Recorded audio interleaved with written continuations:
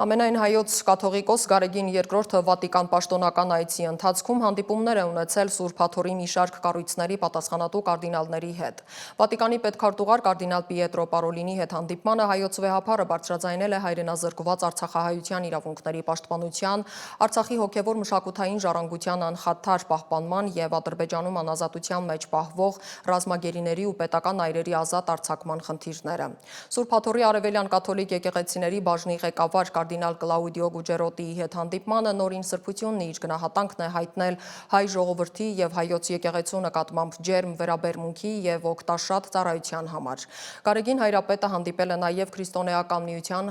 խթանման բաժնի նախագահ կարդինալ Կուրտ Քոխին, մշակույթի և կրթության բաժնի նախագահ կարդինալ Ժոզե Տոլենտինոյին և Սուրբ Աթոռի պետությունների հետ հարաբերությունների քարտուղար արքեպիսկոպոս Փոլ Ռիչարդ Գալագերին, ներկայացրել հայ ժողովրդին հուզող հիմնախնդիրները։